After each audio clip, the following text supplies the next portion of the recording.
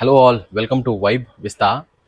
After Mahanati తర్వాత ఆ range impact, ఆ రేంజ్ ఒక ఆథెంటిక్ మేకింగ్, ఆ రేంజ్ ఒక స్కోర్, ఆ రేంజ్ ఒక పర్ఫార్మెన్స్ కనిపించింది నాకు అమర్ సింగ్ చమ్కీలా అనే ఫిలింలో.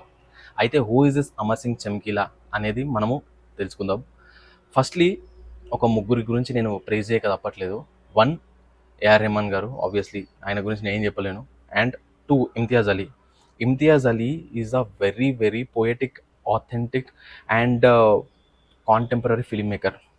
ఆయన ఫిలిమ్స్ నాకు ఎందుకని చాలా ఇష్టం అంటే, కొన్ని ఫిలిమ్స్ ఫ్లాప్ అయినా కూడా నాకు ఎందుకని చాలా ఇష్టం అంటే, ఆయన ఎనీ స్టోరీ ఒక ఒక పొయటిక్ వే ఆఫ్ నరేషన్ ఉంటుంది. ఆ పొయటిక్ వే ఆఫ్ నరేషన్లోనే చాలా ఎమోషన్స్ తీసుకొని వస్తాడు, చాలా ఎమోషనల్ డెప్త్ తీసుకొని వస్తాడు, జనాలని చేసేటట్టు కొన్ని థింగ్స్ చెప్తూ ఉంటాడు స్క్రీన్ మీద. అట్లాంటివి నాకు చూసినప్పుడు I really felt so good.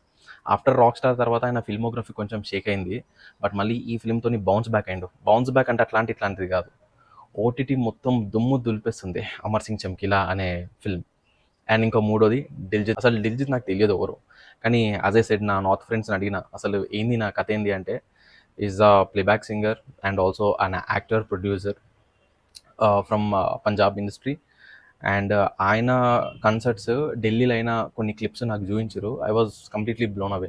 ఆయనకు చాలా పెద్ద ఫ్యాన్ బేస్ ఉంది. అండ్ ఆయన అమర్ సింగ్ చమ్కీలా అనే ఫిలింకి బిగ్గెస్ట్ బ్యాక్ బోన్. ఏం యాక్టింగ్ చేసిండండి అసలు, అమేజింగ్ అమేజింగ్ అసలు. అండ్ ఇక ఫిలిం ప్లాట్కి వచ్చేస్తే, అమర్ సింగ్ చమ్కీలా స్టోరీ ఆయన సింగర్ అయిన దగ్గర నుంచి ఆయన ఎట్లా చంపేసిండ్రు, ఎందుకు చంపేసిండ్రు అనే ఒక ఇంత లెంత్లో మనకు ఉంటుందన్నమాట ఫిలిం. ఈ రేంజ్ ఆఫ్ టైం ఫ్రేమ్ని కవర్ చేస్తుంది. అయితే దీంట్లో చమ్కీలా అసలు ఎవరు అంటే, ఆయన బేసికల్లీ ఒక మ్యూజిషియన్.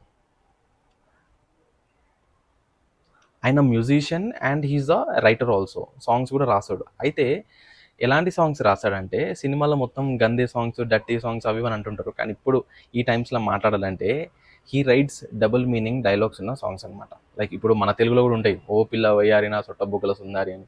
మన తెలుగులో కూడా చాలా ఉంటాయి. సో అట్లాంటి సాంగ్సే పంజాబ్లో 1970s 80s ఆ టైంలో రికార్డ్ చేసి క్యాసెట్స్ అమ్ముతుండే. అండ్ అఫ్ కోర్స్ ఆయన క్యాసెట్స్ సెల్లింగ్లో ఇప్పటి వరకు పెద్ద రికార్డ్ బ్రేకింగ్ కలెక్షన్స్ ఉన్నాయి. దాన్ని ఎవరు బీట్ చేయలేరు, ఇంకా ఎవరు బీట్ చేయరు కూడా, ఎందుకంటే ఇప్పుడు ఎవరు క్యాసెట్స్ కొని వినట్లేరు కదా, అంతా యూట్యూబే అయిపోయింది. ఓకే, దాన్ని పక్కన పెట్టేస్తే, సో ఈయన ఎట్లా సింగర్ అయిండు, ఈయన వాళ్ళ పరిణితి చోప్రాని ఎట్లా కలుసుకుండు, తన పేరు అమర్జ్యోతి, తను కూడా సింగరే, ఎట్లా కలుసుకున్నాడు, దాని తర్వాత వాళ్ళిద్దరూ పెళ్లి చేసుకున్న తర్వాత like how it goes, what happens in his life. ఎంతోమంది థ్రెటన్ చేస్తారు, ఇట్లాంటి బూతు పాటలు ఆపేయాలి, పంజాబ్ నేను చెడగొడుతున్నావు అది అని చెప్పేసి. ఆయన ఆపడానికి కూడా ట్రై చేస్తాడు, బట్ స్టిల్ ఆయనని ఎందుకు చంపేసారు, ఏంది వివిధ కారణాలు ఏంది అనేది మీరు ఇక ఫిలింలో చూడాలి. అదే స్వీట్ స్పాట్ చాలా మంచిగా టేక్ఆఫ్ చేశారు. అండ్ సినిమా స్టార్టింగ్లోనే ఒక సాంగ్ వస్తుంది, బజ బాజా బాజే అని చెప్పేసి. అక్కడితోనే టెంపోని లేపుకుంటూ వెళ్ళి మనకు ఒక పీక్ని సెట్ చేస్తాడు. ఇంకా అక్కడ నుంచి కంప్లీట్ స్టోరీ టెల్లింగ్కి వెళ్ళిపోతాడు. మంచి ట్విస్ట్ అండ్ టర్న్స్తో ఫిలిం నడుస్తుంటే, దాని ఇంకా క్లైమాక్స్కి వచ్చేసరికి మే వదా కరు వదా కరు అని ఒక సాంగ్తో ఎండ్ చేస్తాడు. ఆ సాంగ్లో కొన్ని క్వశ్చన్స్ అడుగుతాడు మనల్ని. ఎట్లా అంటే, నేను రాసినోని తప్పే, ఓకే నాకు తప్పే, మరి నువ్వు విన్నావు కదా, నేను రాసినోని గలీజున్నైనా మీరు మాత్రం అందరూ మంచోళ్ళా అని చెప్పేసి సొసైటీని క్వశ్చన్ చేసేలాగా ఆ లిరిక్స్ ఉంటాయి. దాన్ని అరిజిత్ సింగ్ వాడిండు అండ్ రెహమాన్ గారు కంపోజ్ చేశారు. 1970s 80sలో ఏ చిన్నది చేసినా పెద్ద టాక్ ఆఫ్ ద టౌన్ అవుతుండే, కానీ అదే పనిలో ఇప్పుడు చేస్తుంటే దాన్ని నార్మలైజ్గానే చూస్తుండే. మనకు మన సొసైటీలో ఇవాళ రేపు ఎన్నో డబుల్ మీనింగ్ ఉన్న సాంగ్స్ వస్తాయి. ఇన్ఫ్యాక్ట్ ఎన్నో పెద్ద పెద్ద మంచి మంచి సినిమాలలో కూడా సాంగ్స్లో డబుల్ మీనింగ్ ఉంటుంది.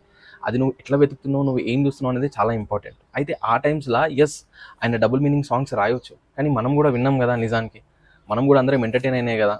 ఆయన ఒక ఇంటర్వ్యూలో ఒకటి చెప్తాడు, మీరు ఎందుకు ఇట్లా బూతు పాటలు రాస్తున్నారు అదంటే, నేను అవన్నీ చూసిన సొసైటీలో, నేను అదే రాస్తున్నాను అంటాడు.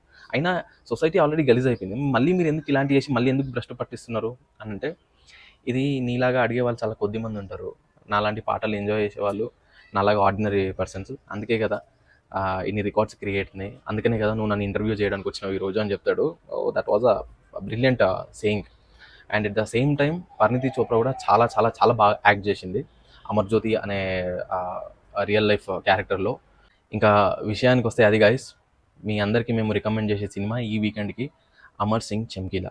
ఇది నేను హిందీలో చూస్తూ కింద ఇంగ్లీష్ సబ్ టైటిల్స్ పెట్టుకున్నాను, ఎందుకంటే వాళ్ళు దీన్ని పంజాబ్లో వాడుతున్నప్పుడు మనకు పంజాబ్ లాంగ్వేజే ఉంటుంది, సో మనకు ట్రాన్స్లేషన్ కావాలి కాబట్టి కింద ఇంగ్లీష్లో పెట్టుకున్నా. మీరు కూడా చూడండి, ఇన్‌స్టెడ్ ఆఫ్ ఈ సాంగ్స్ అవన్నీ వదిలేస్తే మనకు సోల్ ఆఫ్ ద ఫిల్మ్‌తో మనం కనెక్ట్ అయిపోతాం. అదే ఈ ఈ సినిమాకున్న యూఎస్‌పీ.